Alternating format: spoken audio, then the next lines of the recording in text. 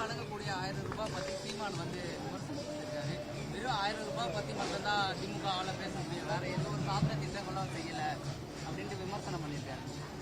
பார்த்தீர்கள் என்றால் உலகத்திலே முதல் முறையாக மகளிர் கலைஞர் உரிமை தொகை, அதாவது பெண்கள் உரிமை தொகை என்ற திட்டத்தை கொண்டு வந்தவர் எங்கள் தலைவர் தமிழக முதல்வர் டாக்டர் கலைஞர்.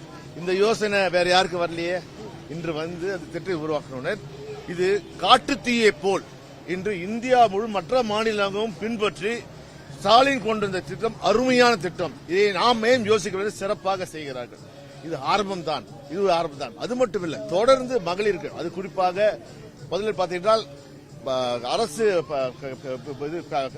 பள்ளியில் படிக்கின்ற மாணவிகளுக்கு படித்து மேல் படிப்பு சென்றால் மாதம் 1000 ரூபாய். இப்போது மாணவர்களுக்கும் அந்த 1000 ரூபாய் திட்டத்தை கொண்டு வந்திருக்கிறார்கள். தொடர்ந்து பார்த்தீங்கன்னா மகளிருக்கு உதவுகின்ற வகையிலே அனைத்து திட்டங்கள் செயல்படுகிற ஒரே மாநிலம் இதென்றால் தமிழ்நாடு. தமிழ்நாட்டில் ஏனென்றால் நாம் வந்து சமத்துவத்தை சொல்வோம். ஆணும் பெண்ணும் சமம், ஆணுக்கு நிகர் பெண். ஆண் படித்தால் பெண்ணும் படிக்க வேண்டும். ஆணும் பெண்ணும் 2 பேரும் படித்து வேலைக்கு சென்றால்தான் ஒரு நாடு முன்னேறும். குறிப்பாக பார்த்தீங்கன்றால் இந்தியாவிலே வேலை செய்கின்ற பெண்கள் 43% பெண்கள் தமிழகத்தில் இண்டஸ்ட்ரியில் வேலை செய்றாங்க. வேற எந்த மாநிலத்தில் இந்தியா மொத்தமுள்ள பெண்கள் வேலைக்கு போறாங்க. அது வேலைக்கு போற பெண்கள் 43% தமிழ்நாட்டில் தான் வேலைக்கு செல்கிறார். அப்படி என்றால் எவ்வளவு முன்னேறிய மாநிலமாக தமிழ்நாடு இருக்கிறது இது கருத்து. பாஜக மட்டும்தான் 2வது இடத்துல இருக்கு, அதிமுக இல்ல அப்படின்ட்டு தொடர்ந்து பாஜக அண்ணாமலை விமர்சனம். இப்போ அடிஷனலா அதுல என்ன மாறிடுச்சுன்னா பாஜக திமுக ஒரு பேசுனது போக இப்ப அதிமுக விமர்சனம் செய்ய ஆரம்பிச்சிட்டாங்க.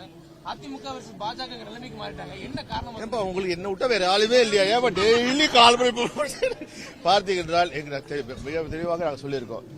போட்டி திமுக கூட்டணிக்கும் அஇஅதிமுக, மற்றவர்களுக்கு போட்டி நோட்டாவுடன். எங்களுடன் போட்டியே கிடையாது.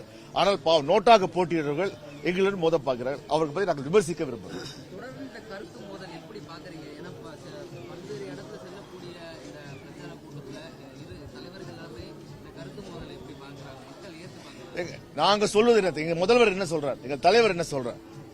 தமிழ்நாட்டுக்கு முதலிடம் தாருங்கள், தமிழ்நாட்டுக்கு முக்கியத்துவம் தாருங்கள். வெறுங்கையை வீசி விட்டு பிரதமரோ உள்துறை அமைச்சரோ நிர்மலா சீதாராமன் வராதிங்க. வெறுங்கை வீசி வராங்க. வந்தால் வாங்க, தமிழ்நாட்டுக்கு தேர்வதை நிதி பங்கீடை நாங்கள் தருகிறோம்.